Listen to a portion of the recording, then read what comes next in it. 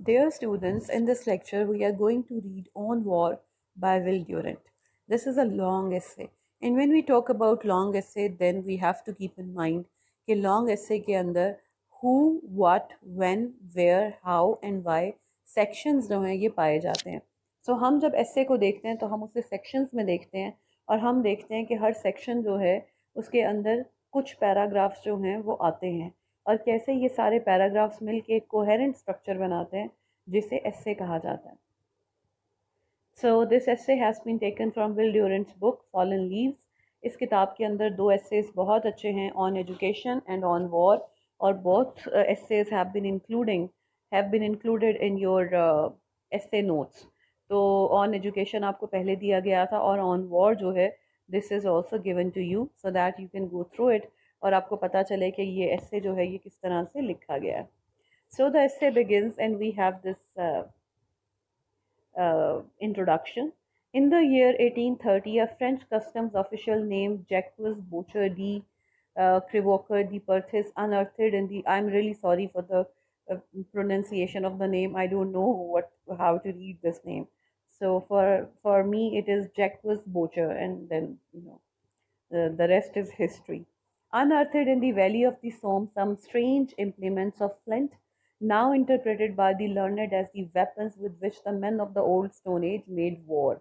These stones are called coup de poing or blows of the fist, for one end was rounded for grasping while the other was pointed for persuasion. अब आप ये देखें कि ये उसने नाम दिया कि ये उनका कॉप डी पोइंग जो था ये उनका नाम था और इसका मतलब था ब्लोज ऑफ द फिस्ट. अब आप में से जिन लोगों ने मेरे साथ प्रेसी एंड कॉम्पोजिशन पढ़ी हुई है उन्हें पता है कि हम दो कॉमास के अंदर नॉन इसेंशियल इंफॉर्मेशन देते हैं. सो ये था the stones, this is your subject और कॉल्ड इज़ योर वर्ब. क्या कहा जाता है, ये आपका ऑब्जेक्ट है कूप दी पोइंग. तो इसेंशियल और नॉन इसेंशियल इंफॉर्मेशन जो होती है वो सब्जेक्ट के बारे में होती है या फिर ऑब्जेक्ट के बारे में. तो ये दो कॉमास लगा के बताया गया कि इसका मानी क्या है, blows of the wind, blows of the fist. और उसके बाद अब आगे फिर उसने डिफाइन किया कि ब्लोज ऑफ द फिस्ट से क्या मुराद है. तो दो नॉन इसेंशियल इंफॉर्मेशन आई हैं. ये दूसरी ये है, for one and was rounded for grasping while the other was pointed for persuasion. तो ये हमारे पास दो जो हैं नॉन इसेंशियल इंफॉर्मेशन आ गई. With these modest toll of death Neanderthal man from what is now Germany and Cro-Magnon men from what is now France fought 50,000 years ago for the mastery of the continent, and after a day of lusty battle, left perhaps a score of dead on the field. In the First and Second World Wars, modern Germans and modern Frenchmen fought against in that same valley for the same prize with magnificent tools of death that killed 10,000 with magnificent toll of death, sorry, tools of death, tools होंगे हथियार, that killed 10,000 men in a day. The art that has made the most indisputable progress is the art of war. अब आप ये देखें कि 1830 में valley of सोम में ये डिस्कवरी हुई है, लेकिन इसका मतलब ये नहीं कि ये वहाँ पे तब है. उसने जाके ओल्ड स्टोन एज की बात की है जिसमें ये जो वेपन्स थे इनसे इंसान लड़ता था. और फिर उसने बात की है सेकेंड वर्ल्ड वॉर की. सो यहाँ पे आके उसने इधर से लेके इधर तक उसने काफ़ी ज़्यादा डिस्टेंस कवर किया है. थाउजेंड्स ऑफ सेंचुरीज़ का उसने जो ये एरिया कवर किया है, ये उसने दो इंसिडेंट्स को रिलेट किया है. इसे हम टाइम लैप्स नहीं कहते. टाइम लैप्स एक मिस्टेक है जो कि ऐसे में होती है. वो तब होती है जब आप क्रोनोलॉजिकली टाइम लाइन के साथ साथ इंसिडेंट्स को बयान कर रहे हो और सडनली आप बीच में से भूल जाएं कि आपने कोई इंसिडेंट मेंशन करना है, या आपको कोई सिग्निफिकेंट डेवलपमेंट मालूम ही ना हो, या आप एकदम से छलांग लगा के 2-3 सदियाँ गुजार दें, उसे टाइम लैप्स कहते हैं. ये उसने दो इंसिडेंट्स जो हैं उन्हें कंपेयर किया है और उनके दरमियान में एक कॉमन एलिमेंट निकाला है. सो इसको हम, ये जो हमारे पास इंफॉर्मेशन है, इस इंफॉर्मेशन को हम इंट्रोडक्शन में लेंगे. और क्योंकि ये एक डिस्कवरी है, एक चीज़ जो है वो मिली है, तो हम इसको प्लेस करेंगे स्टैटिस्टिक्स के अंदर. वैसे स्टैटिस्टिक्स के अंदर तो अदादो शुमार होता है, लेकिन क्योंकि हमारे पास बहुत ज़्यादा अल्फाज नहीं है तो जब भी किसी चीज़ को गिनवाया जाता है तो हम उसे स्टैटिस्टिक्स के अंदर ले लेते हैं. अदादो शुमार भी हो गया, एग्जाम्पल भी हो गया, हम उसके अंदर इसको प्लेस करेंगे. और साथ ही आपको ये भी नज़र आ रहा है कि उसने बताया है कि पहले तो उन्होंने कोई 20 लोग मारे होंगे, लेकिन बाद में उन्होंने हज़ारों लोग को, 10,000 लोग जो हैं एक ही दिन में मार दिए. अब इससे उसने इस इंफॉर्मेशन से उसने नतीजा क्या निकाला है, the art that has made the most indisputable progress is the art of war. और ये उसकी जो स्टेटमेंट है, ये जो उसने इन्फर किया है अपने अटेंशन कैचर वाले पैराग्राफ से, इसको हम कहेंगे थीसिस स्टेटमेंट। थीसिस स्टेटमेंट ज़रूरी नहीं होता कि एक लाइन की हो, लेकिन ये वो की आइडिया है जो कि हम अगेन भी देखेंगे कि इसकी ऐसे के अंदर हमें नज़र आएगा। ठीक है, अब आगे देखें। For 500 centuries, for 500 centuries, 2000 generations have struggled for that terrain in a calendar of wars whose beginning is as obscure as its end।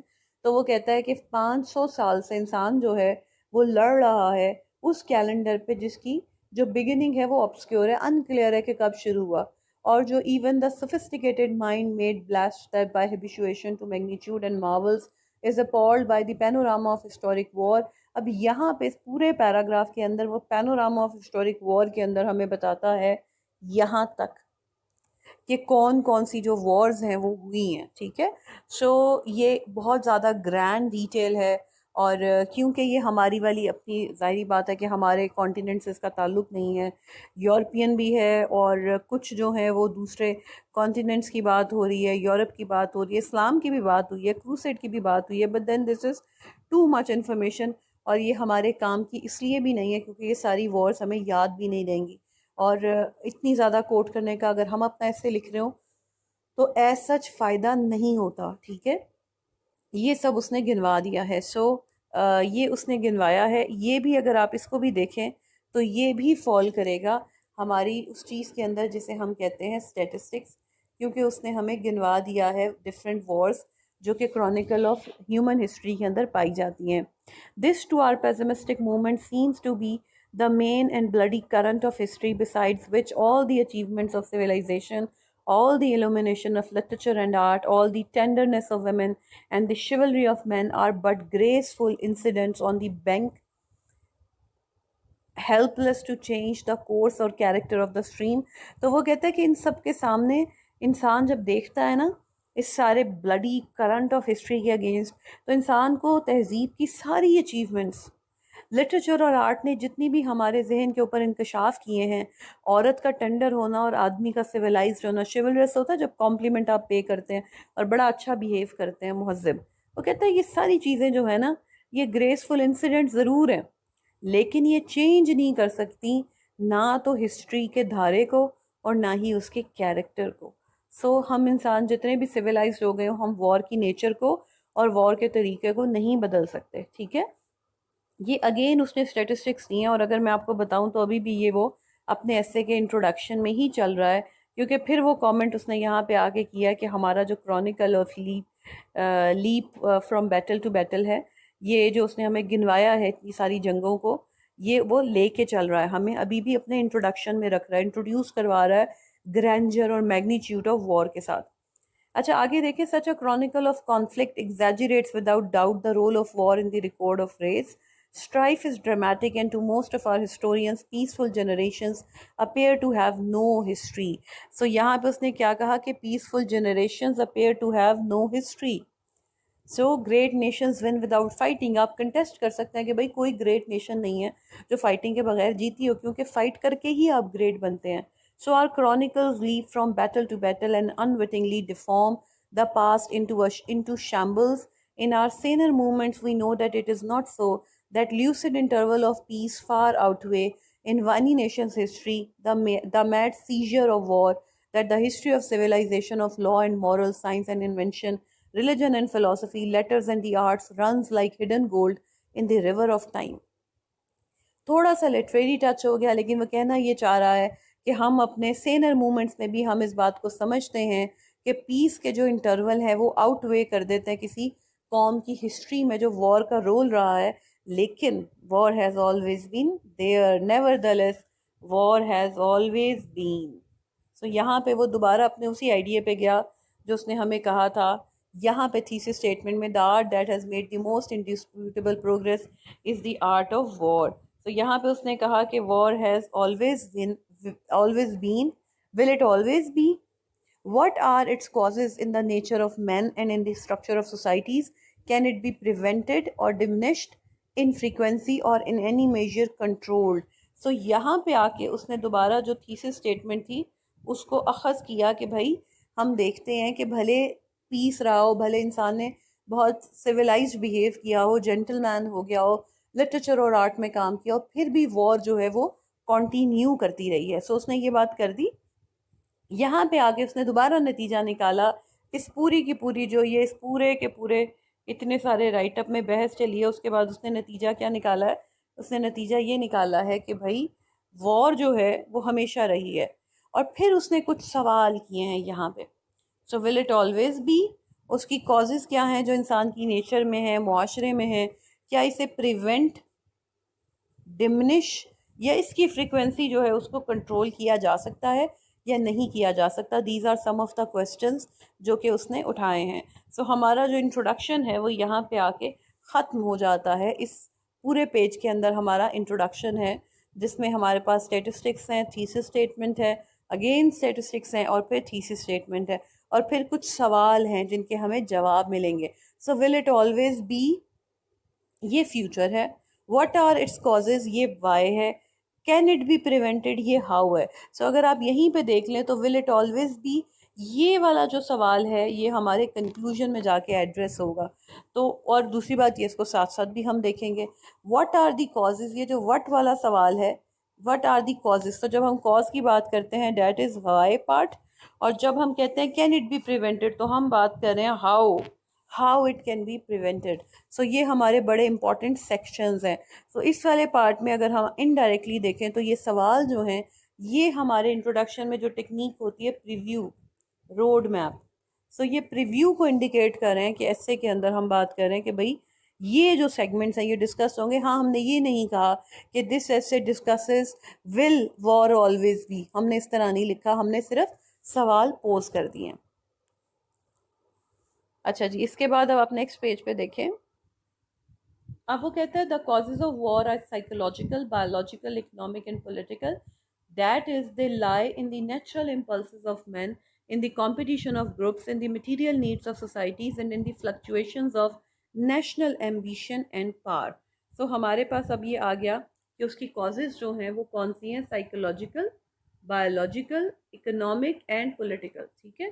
तो ये वाला जो हमारा सेक्शन है ये शुरू हो गया है वाई वाला सेक्शन।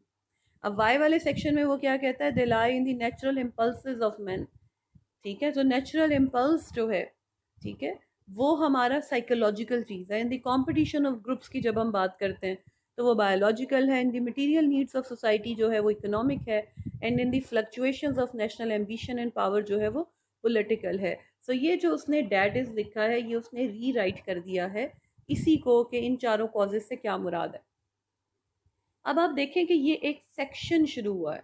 तो जब हम कहते हैं कि एक सेक्शन शुरू हुआ है तो सेक्शन शुरू होने से मुराद ये होती है कि now this is one paragraph, वो हमें कॉजेज़ बता रहा है। लेकिन अगर वो इस एक पैराग्राफ को एक पैराग्राफ लिटरली बना देता, यानी वो लेफ़्ट इंडेंट करता और ये पोर्शन शुरू होता और फिर बग़ैर किसी ब्रेक के वो इसको चलने देता, तो आप देखेंगे कि ये वाला जो सेक्शन है ये कई पैराग्राफ तक चलेगा। अब इसमें मसला ये हो जाता है कि जब इतना लंबा पैराग्राफ चला जाए तो हमारे लिए उसको पढ़ना बहुत डिफ़िकल्ट है। तो राइटर्स क्या करते हैं कि जो लंबा पैराग्राफ होता है, जो एक सेक्शन होता है उसमें कई पैराग्राफ्स दे देते हैं।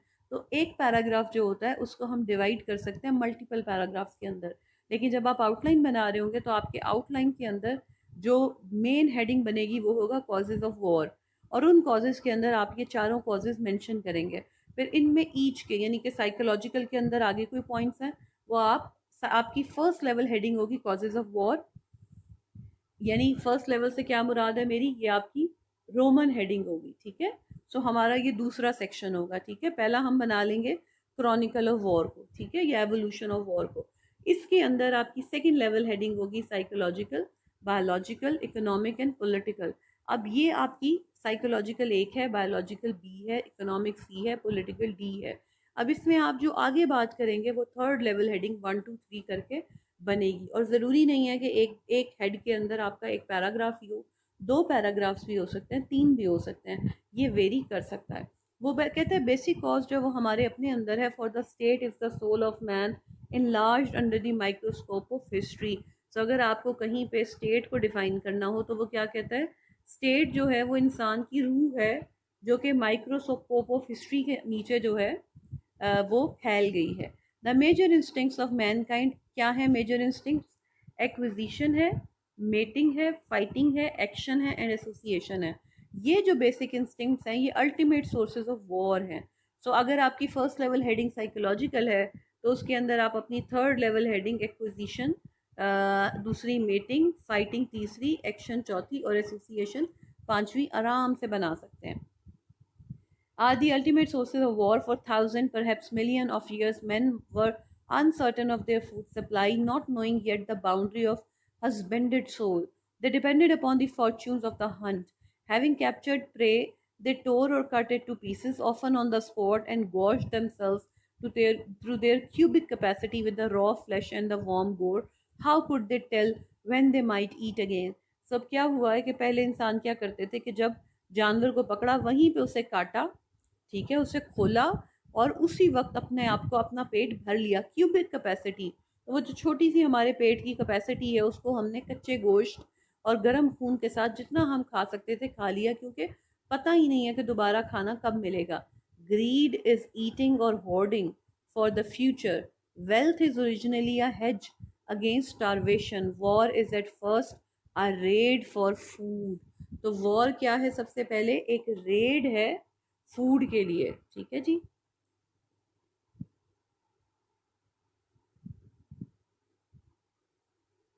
तो यहाँ पे हमारे पास आया कि war is at first a raid for food, ठीक है। Perhaps all vices were once virtues indispensable in the struggle for existence.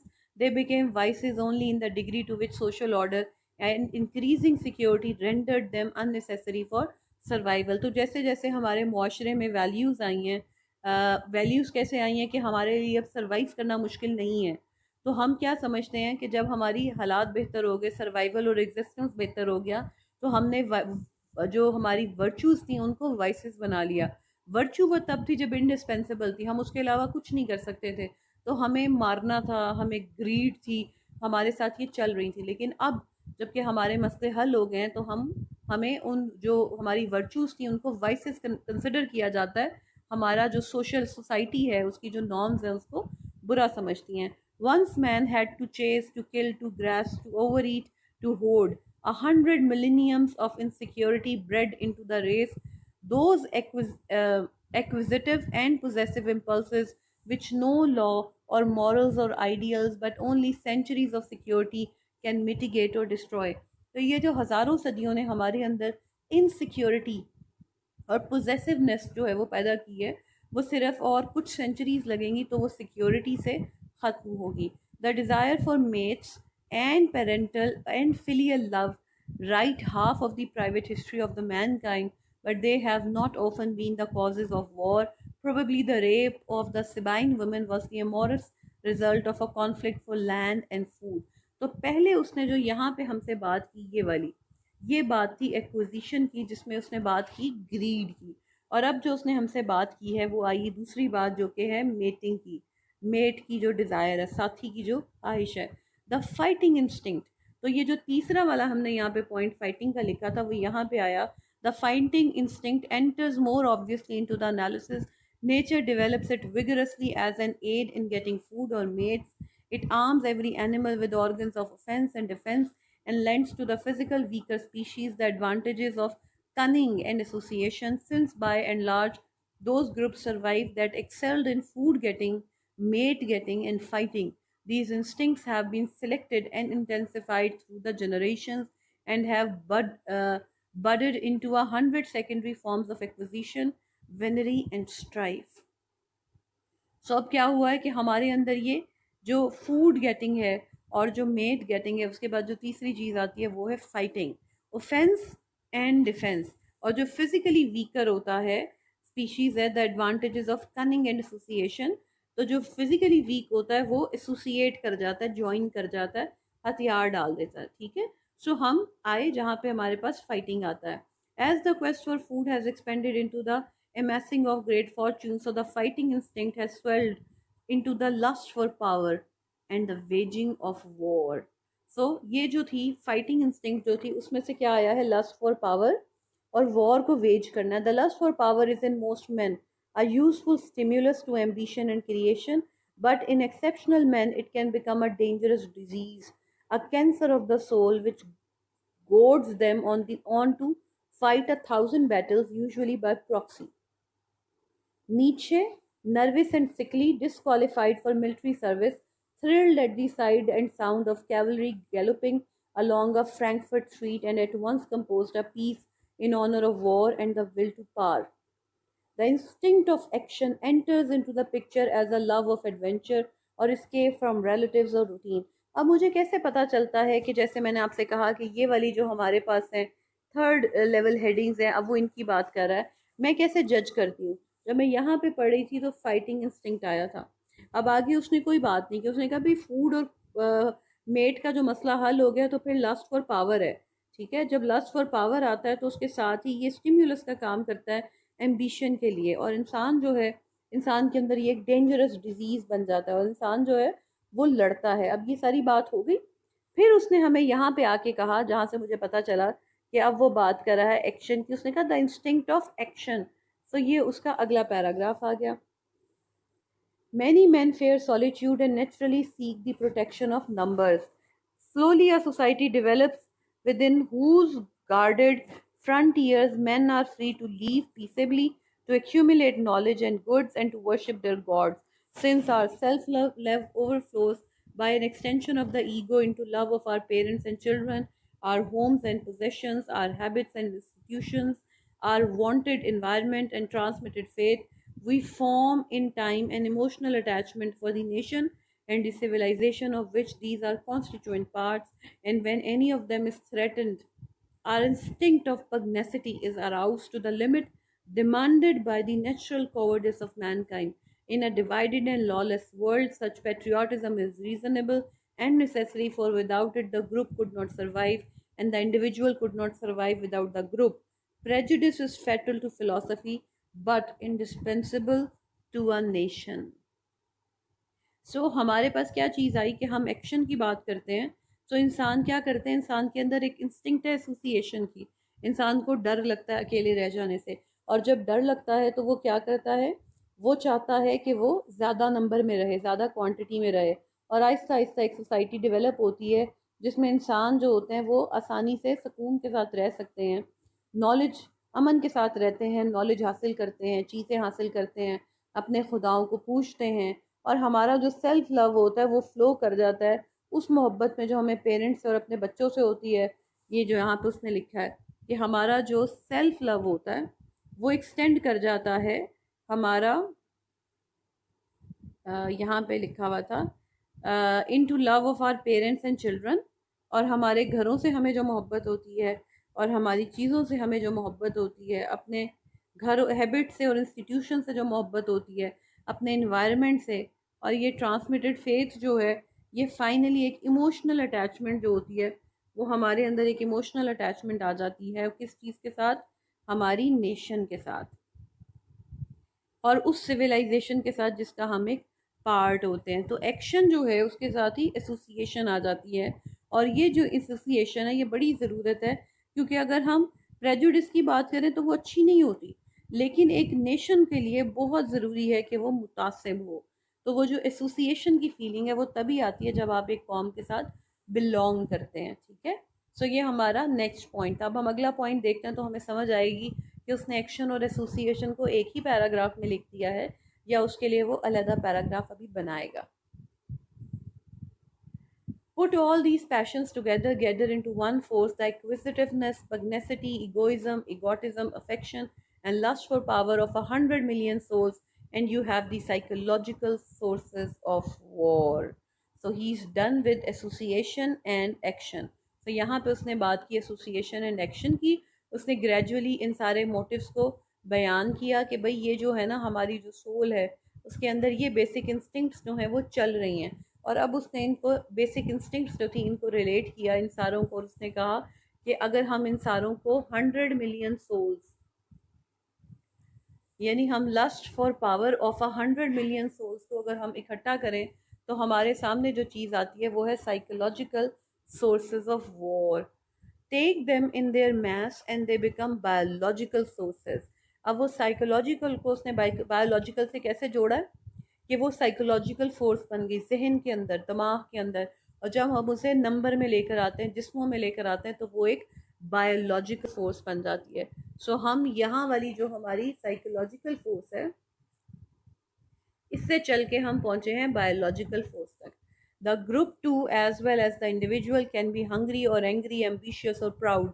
The group too must struggle for existence and be eliminated or survive. The protective fertility of organism soon multiplies mouths beyond the local food supply. The hunger of the parts, as in the body, becomes the hunger of the whole, and species war against species, group against group, for lands or waters that may give more support to abounding life. Euripides, 2300 years ago, attributed the Trojan War to the rapid multiplication of the Greeks. यूरिपिडीज जो था ये Greek writer था और इसने comedy भी लिखी और I think कुछ ट्रेजेडीज भी लिखी थी। तो यूरिपिडीज ने ट्रोजन वॉर, बड़ी मशहूर वॉर है, ग्रीक मिथ्स में, माइथोलॉजी में भी पाई जाती है, उसने ट्रोजन वॉर को रिलेट कर दिया कि वो मल्टीप्लिकेशन ऑफ द ग्रीक्स के साथ जो है वो रिलेट कर दिया। ठीक है। Group hunger begets group pugnacity. अब ये देखें कि यहाँ पे उसने जो हमसे पिछले सफ़े में बात की थी, जब हम पिछले पेज पे पढ़ रहे थे, I am sorry, I don't know, somehow it got stuck so I can't just move, anyways। सो हम जब पिछले सफ़े पे बात कर रहे थे तो उसने हमें कहा था कि साइकोलॉजिकल कॉजेज़ हैं, बायोलॉजिकल कॉजेज़ हैं, फिर उसने कहा था इकोनॉमिक और पॉलिटिकल हैं। अब उसने कहा कि ग्रुप हंगर जो है वो जाती है ग्रुप पग्नेसिटी की तरफ, और पग्नेसिटी जो है in the group as in individual organs of protection and attack, वो इंसान को प्रोटेक्शन एंड अटैक की तरफ लेके जाती है। In the group these are called armaments, and they, when they are powerful, they may themselves, like the boy's consciousness of his biceps, become a secondary source of war। तो जो armaments होते हैं, जैसे एक लड़के को पता हो कि उसके पास मसल्स हैं, बाइसेप्स हैं, तो कैसे वो उनके ऊपर प्राउड हो जाता है, तो हमारे पास सेकेंडरी सोर्स ऑफ वॉर क्या आता है, वो है armaments. On either scale, some armament is necessary, for struggle is inevitable and competition is the trade of life. These psychological and biological forces are the ultimate origins of human conflict. From them flow the national rivalries that generate the proximate causes of war, those economic and political causes with which superficial analysis so readily contents itself। तो ये बुनियादी चीज़ है जो कि इंसान का जो conflict है उसके अंदर ये दो चीज़ें पाई जाती हैं, और इससे आगे जो है वो मज़ीद कॉजेज़ ऑफ वॉर जो है वो निकलती हैं, जो कि हैं इकोनॉमिक एंड पॉलिटिकल कॉजेज़। सो अगर आप इस पैराग्राफ को देखें, ये पैराग्राफ है जिसे हम कहते हैं कि ट्रांजिशनल पैराग्राफ। अब ट्रांजिशनल पैराग्राफ ये है कि ये पैराग्राफ हमारे पिछले पैराग्राफ में जो उसने बात की थी साइकोलॉजिकल एंड बायोलॉजिकल फोर्सेस की, उसको जोड़ रहा है इकोनॉमिक एंड पॉलिटिकल कॉजेज़ के साथ। अब हमारा जो स्टूडेंट ट्रांजिशनल पैराग्राफ लिखता है उसमें स्टूडेंट ये लिखता है that previous paragraphs have discussed the psychological and biological causes of war and the following paragraphs will discuss the political and economic causes of war. Now this is very immature and very basic. तो अगर आपने relate इस तरह से करना होता है तो आप फ्रेज़ या एक क्लॉज बना के करते हैं, और अगर आपने ट्रांजिशन शो करनी हो, यानी वो ह्यूमन से जा रहा है एक नेशनल लेवल के ऊपर, तो वो उसने उनको अलहदा करके रखा है ताकि हमें पता चले कि ह्यूमन कॉन्फ्लिक्ट से अब हम नेशनल कॉन्फ्लिक्ट पे आ गए हैं। सो उसने ट्रांजिशनल पैराग्राफ बना दिया। अगर आपने ट्रांजिशन करनी होती है तो फिर आप सिर्फ उसको वन लाइन से, एक सेंटेंस से भी शो कर देते हैं, पूरा पैराग्राफ बनाने की ज़रूरत नहीं है। एंड अदर थिंग, जब आप अपना ये दे रहे होते हैं ट्रांजिशनल सेंटेंस, ट्रांजिशनल पैराग्राफ, या आप रिव्यू दे रहे होते हैं, तो उसमें आप फ्यूचर टेंस नहीं लगाते। आप ये नहीं कहते कि this the following paragraphs have discuss this, ये तो आपका हो गया present. And the following paragraphs will discuss नहीं करते आप, ठीक है। आप कहते हैं the previous paragraphs have discuss and the following paragraphs are going to discuss या डिस्कस, ठीक है। विल डिस्कस आप फ्यूचर का इस्तेमाल नहीं करते। द बेसिक इकोनॉमिक कॉज, अब आप ये देखें कि अगली कॉज की तरफ वो आगे, इकोनॉमिक कॉज जो है is rivalry for land, land to receive a designately expanding population, land to provide material resources, land to open up new subjects to conscription and taxation. So the ancient Greeks spread through the Aegean, the Black Sea, and the Mediterranean to Byzantium, Ephesus, Alexandria, Syracuse, Naples, Marseilles, and Spain. So the English spread through the world in the last 2 centuries, and so the Americans are spreading now. सो ये जो economic causes हैं, इन्होंने Greek को भी motivate किया, ठीक है, इन्होंने मोटिवेट किया इंग्लिश लोगों को भी, और इन्होंने मोटिवेट किया अमेरिकन को भी कि वो एक जगह से दूसरी जगह जाते हैं। तो ये जो आपकी इकोनॉमिक वॉर है, आप इसको इस पैराग्राफ के साथ जो इकोनॉमिक कॉज ऑफ वॉर है उसके साथ रिलेट कर सकते हैं, ठीक है। These standard provocations to conquest have been sharpened and magnified by the Industrial Revolution. To make war successful, a modern nation must be wealthy. To be wealthy, it must develop industry. To maintain industry, it must, in most cases, import food, fuel, and raw material. To pay for these, it must export manufactured goods. To sell these, it must find foreign markets. To win these, it must undersell its competitors or wage foreign war as not it will make war for any of the goods it considers vital or for control of the routes by which they must come. बहुत बेहतरीन paragraph है, ठीक है। तो industrial revolution की वो बात करता है कि भाई इंडस्ट्रियल रेवोल्यूशन के बाद ये ज़्यादा इंपॉर्टेंट हो गया है, और उसने क्या कहा कि वॉर जो है it will make war for any of the goods it considers vitals. तो किसी भी चीज़ के लिए जो कि उसको जो चाहिए होगी उसके लिए वो वॉर जो है वो वेज कर देंगे।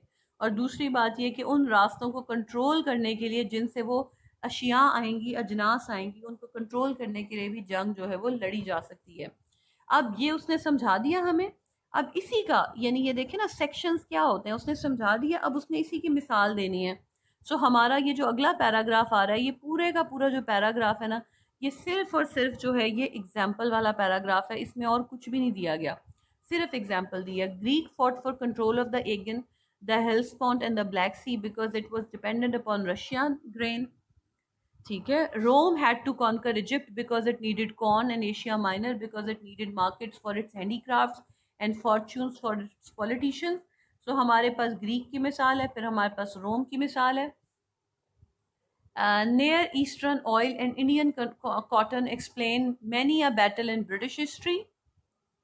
अच्छा जी, Spanish silver explains the war of Rome with Carthage. Spanish copper has something to do with German aid to fascist Spain. So Spanish silver है जिससे हमें पता चलता है कि रोम और कार्थेज के दरमियान में जो लड़ाई रही वो क्यों रही, और स्पेनिश कॉपर जो है वो जर्मन ने एड क्यों किया फाशिस्ट स्पेन को, ठीक है। तो इनके अलायंस की जो वजह थी वो थी Spanish silver. Our sinless cells had a taste for sugar in 1898, and far back in 1853 we pointed our gifts and cannons at a Japanese government and persuaded Japan to transform itself into an industrial nation eager for foreign markets and spoils. These Japanese chickens came home to roost at Pearl Harbor in 1941. ये पूरा का पूरा जो paragraph था ये examples का था, उसने हमें समझाया कि किस तरह से मुख्तलिफ जो जंगें हैं वो किन चीज़ों के लिए लड़ी गई हैं, अलाइंस क्यों कायम किए गए, और कॉन्फ्लिक्ट की वजह क्या रही। द बिजनेस साइकिल, अब ये जिसे बिजनेस साइकिल कह रहा है, पीछे वो उसे इकोनॉमिक कॉज कह रहा था, उसने वर्ड चेंज किया है। Adds its own contribution to the causes of modern war. Since men are by nature unequal, it follows that in any society a majority of abilities will be possessed by a minority of men, from which it follows that sooner or later in any society a majority of goods will be possessed by a minority of men. But this natural concentration of wealth impedes by the repeated reinvestment of profits in promoting production, widespread purchasing power among the people, production leaps ahead of consumption, surplus rise and generate either depression or war. For either production must, okay ji अब आगे जाएगा, लेकिन आप ये देखें कि business cycle से उसने हमें एक बात बताई कि majority that in any society a majority of abilities will be possessed by a minorities of men. तो जितना भी रिसोर्सेज होंगे, जितनी भी चीज़ें होंगी, वो एक माइनॉरिटी जो है उसको पोजेस कर रही होगी। ये अभी भी हमारा वाई वाला पोर्शन चल रहा है, और वाई वाले पोर्शन में हम इकोनॉमिक कॉजेज़ की बात कर रहे हैं। यहाँ पे वो हमें कहता है for either production must stop to let consumption catch up or foreign markets must be found to take the surplus that was unpurchased at home. So अब या तो हमें कंजम्पशन जो है उसको पूरा करना होगा या फिर हमें बाहर के ममालिक में अपने अजनास को भेजना पड़ेगा. Add a few political causes of war. So ये उसका इकोनॉमिक जो सर्कल था वो पूरा हो गया. उसने कहा अब कुछ पोलिटिकल कॉजेज की बात कर देते हैं. The first law of government is self preservation. Their second law is self extension. Their appetite grows by what it feeds on, and they believe that when a state ceases to expand, it begins to die. So self preservation ये है कि हम अपने आप को preserve करें, हम बच जाएं. और दूसरा काम क्या है? Self extension. तो जब आप बच गए हैं, सर्वाइव कर गए हैं, तो फिर आपने अपने आप को फैलाना है. Furthermore, the distribution of power among nations is always changing through the discovery or development of new processes or resources, through the rise or decline of population, through the weakening of religion, morals, and characters, or through some other material, biological, or psychological circumstances, and the nation that has become strong soon asserts itself over the nation that has become weak. Hence, the difficulty of writing a peace pact that will perpetuate a present arrangement. Wonderful indeed is the treaty that does not generate a war. Peace is war by other means. So यहाँ पे उसने कहा कि political causes तो हैं ही. एक changing population जो आपका एक चेंजिंग उसने कहा है कि डिस्ट्रीब्यूशन ऑफ पावर जो है कौमों के दरमियान में वो हमेशा से चेंज होती रही है. कुछ पॉपुलेशन राइज कर गई, कुछ डिक्लाइन कर गई, रिलीजन, मॉरल्स और कैरेक्टर्स जो हैं वो वीक हो गए. कुछ और मटीरियल जो है through some other material, biological और साइकोलॉजिकल सर्कमस्टांसेस, किसी ना किसी वजह से जो रिलीजियस मॉरल और रिलीजन मॉरल और कैरेक्टर था वो चेंज हो गया. And nation that has become strong soon asserts itself over the nation that has become weak.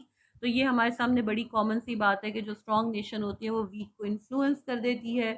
और फिर हमें मसला होता है जब हम एक पीस अरेंजमेंट जो है वो कौमों के दरमियान में लेकर आते हैं. ठीक है. Wonderful indeed is the treaty that does not generate a war. Peace is war by other means. आप ये कोटेशन के तौर पे इस्तेमाल कर सकते हैं और आप विल ड्यूरेंट को कोट कर सकते हैं. जैसे the war is the most indisputable progress.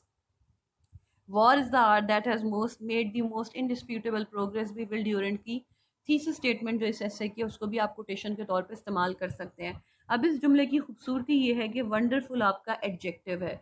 असल में हमने लिखना था subject plus linking verb plus adjective, लेकिन राइटर ने क्या किया है कि जुमले को उल्टा लिखा है. उसने एडजेक्टिव से शुरू किया है प्लस आपका लिंकिंग वर्ब, इंडीड तो आपका एडवर्ब है, और उसने आखिर में दिया है आपको subject. Wonderful Indeed is the treaty. The treaty is wonderful उसने लिखना था. ठीक है. उल्टा करने से चीज़ें ज़्यादा एम्फसाइज हो जाती हैं. That does not generate a war. Peace is war by other means. ये भी आप कोटेशन के तौर पर इस्तेमाल कर सकते हैं. अब आप ये देखें कि वो इकोनॉमिक से पॉलिटिकल पे आया और पॉलिटिकल से वो पीस के ऊपर आ गया. तो अगर हमने वॉर को रोकना है, हाउ कैन वी स्टॉप और how can we prevent war, can we prevent war. यहाँ पे हमारा वाई वाला सेक्शन ख़त्म हुआ और अब जो सेक्शन शुरू हुआ है वो है हाउ, क्योंकि हमने पीस की बात करनी है. If the foregoing analysis is substantially correct, we must not expect too much from those who seek to end or mitigate war. William James, in his kindly way, hoped that the enrollment of the nation's youth for a year or two in a far-flung war against nature would give creative expression to the impulses of action, adventure, and association, and so provide a moral equivalent for war. America is trying this in its excellent Peace Corps, but obviously such measures do not reach to the major sources of international strife. वो कहता है कि William James जो है, अब ये coat कर रहा है विलियम जेम्स को, कि उसने क्या किया. उसने कहा कि इनरोलमेंट ऑफ दी नेशन को अगर हम इनरोल कर दें 1-2 सालों के लिए किसी दूर दराज के इलाके में, नेचर वॉर अगेंस्ट नेचर पे उनको भेज दें, तो ये मॉरल इक्विवेलेंट फॉर वॉर होगा और उसमें उनकी एनर्जी जो होगी वो यूज़ हो जाएगी. अमेरिका में पीस कॉर्प्स में इस चीज़ का इस्तेमाल किया जा रहा है, लेकिन ये हर जगह पे करना मुश्किल नहीं है. The league of Nations accept under Brigand and Stresemann was a conspiracy of the victors to preserve their gains. It had to fail as soon as the fertility and industry of the defeated had altered the balance of national power prescribed by the Treaty of Versailles. The life of nations cannot be straitjacketed into immutability. Pacifism would be a cure for war if it could survive the call to arms and national defense. The same English youth that had in the Oxford Union vowed never to take up arms for England took them up manfully against Hitler. Such a beautiful paragraph and such sound arguments. वो कहता है कि आप ये देखें कि पैसिविज्म जो है वो वॉर को क्योर नहीं करता कि आप पीस को पसंद करते हैं, इससे वॉर क्योर नहीं हो जाती।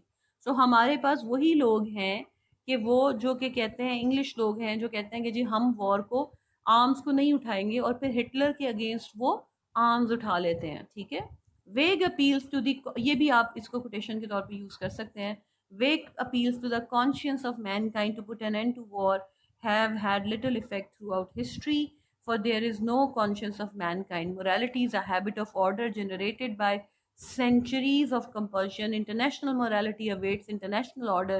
International order awaits international force. Conscience follows the policeman. A wise people will love peace and keep its powder dry. Beautiful lines. Morality is a habit of order generated by centuries of compulsion. ये पूरी line जो है ये एक quotation है, conscious follows the policeman. ठीक है, आप इसको कोटेशन के तौर पे यूज़ कर सकते हैं, पर्टिकुलरली जब हम बात करते हैं, एक तो इकोनॉमिक जोन की बात करते हैं, modern wars are not religious war की बात करते हैं, या हम बात करते हैं इकोनॉमिक वॉर की या इकोनॉमिक जोन्स की बात करते हैं, हम पीस की बात करते हैं, तो हम इसको इस्तेमाल कर सकते हैं। इंटरवेंशन ऑन ह्यूमैनिटेरियन ग्राउंड्स के अंदर भी हम इसको मेंशन कर सकते हैं। A wise people will love piece and keeps it's powder dry. तो जो समझदार लोग होंगे वो पीस से मोहब्बत करेंगे, कीप्स इट्स पाउडर ड्राई। तो पाउडर ड्राई से मुराद क्या होती है कि उसे आग नहीं लगाएंगे, लेकिन ज़रूरत पड़ी तो उसे आग लग सकती है। तो पीस भी जो है वो भी एक्सप्लोसिव हो सकता है। ठीक है, तो ये भी वो हमें बता रहा है कि जो वॉर है वो कैसे इनएविटेबल हो जाती है। An effective approach to the problem of war will proceed. An effective approach to the problem of war, यानी वो सोल्यूशन की बात कर रहा है, हाउ की, कि how war can be curtailed or how war can be stopped, not by large and generous emotions, but by the specific, steady, and patient adjustment of specific causes and disputes.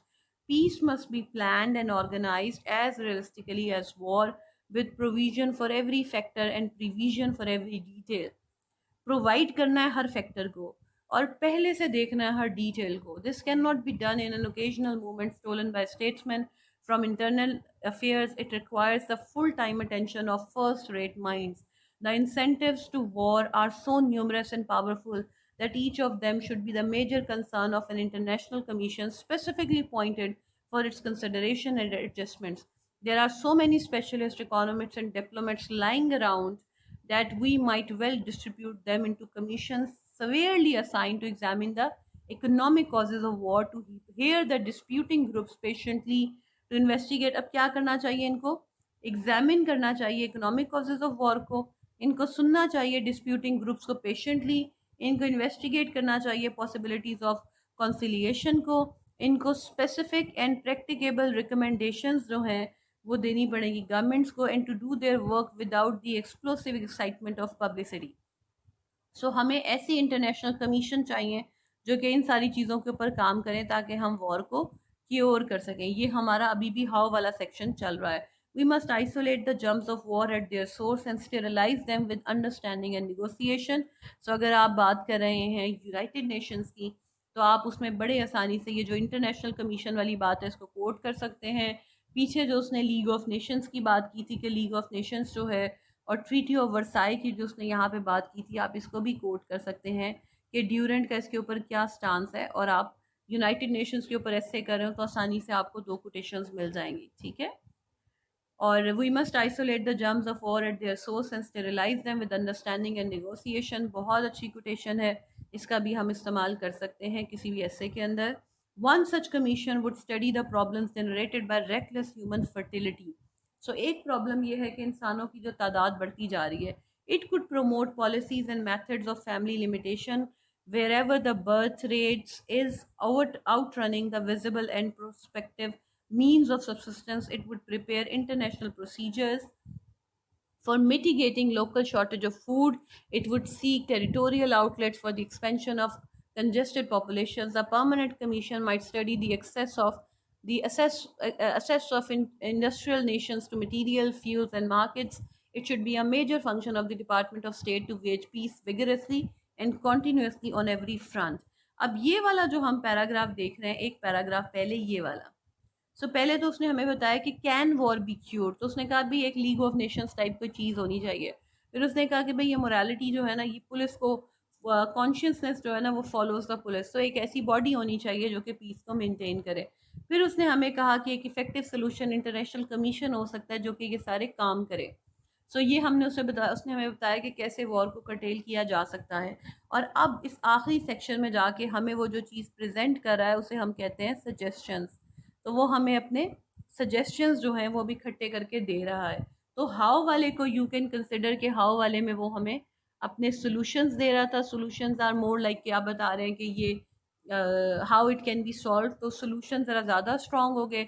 Suggestion is more like कि आपने उसका कोई तरीका नहीं बताया, आपने बस suggest कर दिया कि ये कर दें वो कर दें। So you are suggesting multiple things. वो बता रहा है कि एक तो इंसानों की जो तादाद है उस पर काम करना पड़ेगा, फूड की जो किल्लत है उसको कम करना पड़ेगा, जगह देनी पड़ेगी जहाँ पे एक्सपेंडिंग पॉपुलेशन जो है वो ग्रो कर सके, और हमें जो इंडस्ट्रियल नेशंस हैं उनके मटेरियल, फ्यूल और मार्केट की कमी को देखना पड़ेगा। और जो पीस है, डिपार्टमेंट ऑफ स्टेट है, उसका काम होना चाहिए कि वो पीस को मेंटेन करे। ये हमारा सजेशन वाला जो पोर्शन था ये ख़त्म हो गया। In the end, this is the conclusion, we have come to the last part of the essay. इस लास्ट पार्ट में हमारे पास क्या आया? We must steel ourselves against utopias and be content as Aristotle recommended with a slightly better state। वो कहता है कि भाई अब हमें यूटोपिया तो मिल नहीं सकता, हम अपने आप को मुतमईन कर लेते हैं थोड़ी सी बेहतर स्टेट के साथ। We must not expect the world to improve much faster than ourselves। अगर हम नहीं बदल रहे तो हम तसव्वुर नहीं कर सकते कि दुनिया जो है वो बदल जाए। Perhaps if you can broaden our borders with intelligent studies, अगर हम अपने बॉर्डर्स को फैलाएं इंटेलिजेंट स्टडी के साथ, इम्पार्शल हिस्ट्रीज के साथ, मॉडर्स्ट ट्रेवल के साथ एंड ऑनेस्ट थॉट के साथ, if we can become conscious of the needs and views and hopes of others. आप देख सकते हैं कि उसने नीड, व्यू और होप को हाईलाइट किया है एंड बार बार लगा के। And sensitive to the diverse values and beauties of diverse cultures and lands, we shall not so readily plunge into competitive homicide, but shall find room in our hearts for a wider understanding and an almost universal sympathy। ये universal sympathy जो है ये mankind के साथ है। Universal sympathy कह दें इसको, आप रिलेट कर सकते हैं टॉलरेंस वाले ऐसे में भी। We shall find in all nations qualities and accomplishments from which we may learn and refresh ourselves and by which we may enrich our inheritance and our prosperity someday। Let us hope it will be permitted us to love our country without betraying mankind। ये एक तरह से उसने predict किया है कि हम hope कर सकते हैं कि एक दिन हम अपनी इंसानियत को बिट्रे किए बगैर अपनी कंट्री से मोहब्बत कर सकें।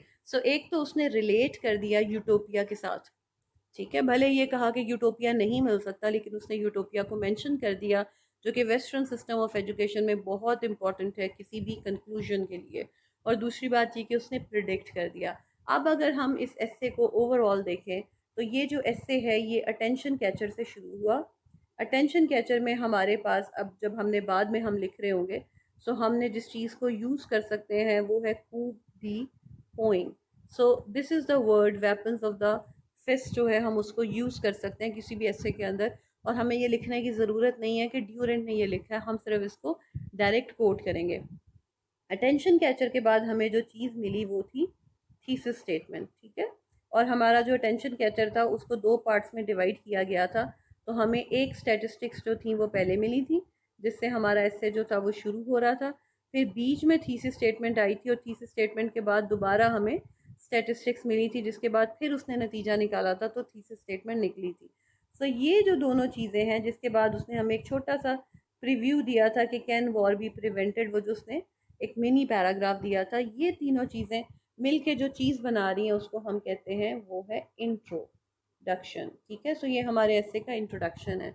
इसके बाद जब हमारे ऐसे की बॉडी शुरू हुई तो जो चीज़ हमारे सामने सबसे पहले आई वो थी वाई,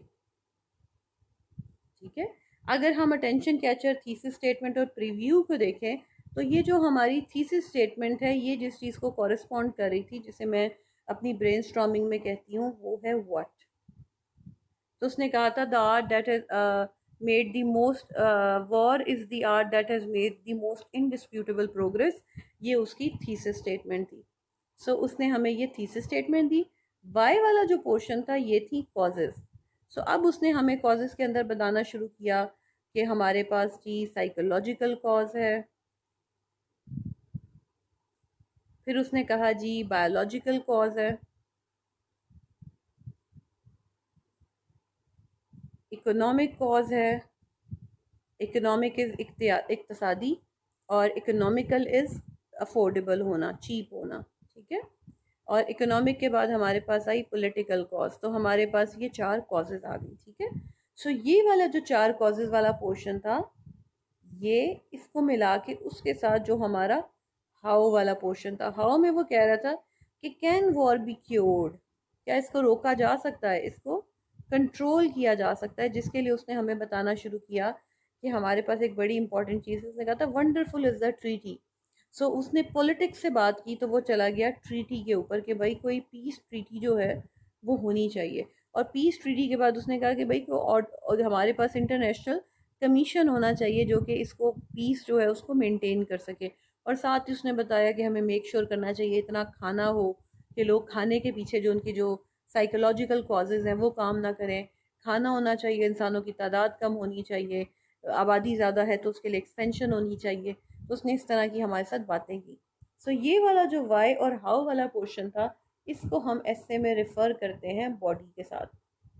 और फिर जो हमारे पास आखिरी चीज़ आई वो था कंक्लूजन, जिसमें उसने हमें दो बातें की। एक तो उसने हमें बात की कि हमें अपने आप को स्लाइटली बेटर स्टेट जो है अफेयर्स, स्टेट अफेयर्स हैं, बेटर स्टेट है उसके साथ हमें अपने आप को कंटेंट करना पड़ेगा। उसने बात की यूनिवर्सल सिंपथी की, और यूनिवर्सल सिंपथी के पास साथ ही उसने जिस चीज़ की बात की वो इस होप की बात की कि हम पेट्रियाटिक हो सकेंगे अपने इस बिट्रेइंग मैनकाइंड जो है। सो ये उसने मोर लाइक एक प्रिडिक्शन की कि हो सकता है किसी टाइम पे ये मुकम्मल हो जाए। आप चाहें तो इसी में से आप विल ड्यूरेंट की कोटेशन भी निकाल सकते हैं। जैसे ये हो सकती है कि if we can broaden our borders, ये वाली जो कोटेशन थी आप इसको एज इट इज़ यूज़ कर सकते हैं। This is a very good quotation. ठीक है। आप इसको यूज़ कर लेंगे तो there would be no problem in it. इसको आधा करके भी इस्तेमाल कर सकते हैं, यानी यहाँ तक भी आप इस कोड को इस्तेमाल कर सकते हैं। ये मैंने आपको दिखाया है कि इसका एस्से का स्ट्रक्चर क्या था। अब इसके अंदर जब आप इसकी आउटलाइन बनाएंगे तो ऑब्वियसली ये जो शुरू वाला पार्ट है इसकी आउटलाइन आपको नहीं चाहिए। लेकिन अगर आप इसको आउटलाइन में लेकर आएँ और आप कहें क्रॉनिकल ऑफ वॉर, तो आपको पता है कि उसने सारी वॉर्स के नाम लिए हैं लेकिन एक्चुअली वॉर को एक एक वॉर की बात नहीं की कि उसने एलेबोरेट किया हो। या आप क्रॉनिकल ऑफ वॉर या एवोल्यूशन ऑफ वॉर की बात कर सकते हैं जिसमें आप अपने पॉइंट को कवर कर रहे हो। ठीक है। ये आपका फर्स्ट पॉइंट हो सकता है। उसके बाद आपका जो दूसरा पॉइंट है वो कॉजेज ऑफ वॉर का होगा। हो सकता है कि एक ही ऐसे जो दो या दो से ज़्यादा लोग पढ़ रहे हो उसकी डिफरेंट आउटलाइंस बनाएं। और ये भी पॉसिबिलिटी है कि आप अगर खुद ऐसे लिख रहे हो तो इसी ऐसे को पढ़ के आप इसमें किसी और तरह से चीज़ों को अरेंज करें। That totally depends on you कि आप अपने ऐसे को किस तरह से लिखना पसंद करते हैं और आपका एक्सप्रेशन जो है वो किस तरह से डेवलप हुआ है। लेकिन ये कुछ बुनियादी चीज़ें हैं जिससे हम ऐसे को देखते हैं। इसमें हमें हु वाला पोर्शन जो था वो नहीं मिला था, यानी वॉर जो थी उसने डिफाइन नहीं किया कि वॉर क्या है। उसने डायरेक्ट थीसिस स्टेटमेंट के ऊपर आ गया। डिस्क्राइब करने की ज़रूरत भी नहीं थी। लेकिन ये सिर्फ हु वाला पोर्शन नहीं था, उसके अलावा व्हाट, वाई, हाउ, ये तीनों पोर्शंस मौजूद थे। अब आप हो सकता है कि आप कहें कि मिस व्हेन एंड वेयर वाला पोर्शन नहीं था। तो जो व्हेन एंड वेयर वाला पोर्शन था उसको उसने अपने इंट्रोडक्शन में ही बिल्कुल शुरू में कर्टेल कर दिया था, जब उसने कहा था कि हम थ्रू आउट द हिस्ट्री जो है उसमें देखते हैं कि इंसान ने बड़ा अच्छा भी बिहेव किया लेकिन कांस्टेंट जो रही है वॉर है। वो जो हमारे पास दूसरा और तीसरा पैराग्राफ था वो व्हेन एंड वेयर वाला पैराग्राफ था। तो उसका हम एक छोटा सा अगर पॉइंट बनाएंगे तो वो क्रॉनिकल ऑफ वॉर या एवोल्यूशन ऑफ वॉर हो सकता है। ठीक है। This is a very good essay for you to understand कि एक अच्छा एस्से जो होता है, ओरिजिनल एस्से जो होता है, जो कि एक फॉर्मल एकेडमिक राइटिंग को हम देखें और एक उस तरह जो राइटर लिख रहा हो तो वो एस्से के कौन से कंपोनेंट्स जो होते हैं उनको जहन में रखता है और एस्से को कैसे कंपोज करता है। इस एस्से को आप अगर global politics bye Andrew Heywood के वॉर वाले चैप्टर के साथ मिलाएं तो आपके पास बहुत अच्छा मटेरियल आ जाता है वॉर के ऊपर। और अगर आप ड्यूरेंट को कोट करें तो आपने एक चीज़ का ख्याल करना है कि ये ना हो कि आप बार बार ड्यूरेंट को कोट करते रहें, जिससे ये इंप्रेशन पड़े कि शायद आपने पूरा का पूरा ड्यूरेंट का एस्से लिख दिया है। आप एस्से ड्यूरेंट का ही लिखें भले, यानी आपको पेपर में वॉर आई है तो आप ड्यूरेंट के सारे आइडियाज़ लिख सकते हैं अगर वो रेलिवेंट है। लेकिन आप बार बार ड्यूरेंट को कोट नहीं करेंगे, क्योंकि अगर आपने कोट किया तो ऐसा लगेगा कि जैसे आपने उसको क्या किया, प्लेजराइज कर दिया। ठीक है, सो हम एक आध दफ़ा कोट करते हैं, इससे ज़्यादा राइटर का नाम नहीं लेते, हम अपनी तरफ से ऐसे लिख रहे होते हैं। इस ऐसे का भी होमवर्क जो है वो आपके वीडियो के नीचे फाइल अपलोड होगी। But as you can see you are suppose to make outline of the essay. So आपने इसकी आउटलाइन बनानी है और आपने इसके समराइज करके एक अपना जो शॉर्ट एस्से है, शॉर्ट एस्से से मुराद है 5 to 8 पैराग्राफ्स का, आपने अपना एक एस्से बनाना है जो कि ऑन वॉर होगा, ताकि आप इन आइडियाज़ को रेसिप्रोकेट कर सकें। That is all in this lecture. I hope that this lecture will help you in understanding the mechanism of essay writing. Thank you so much.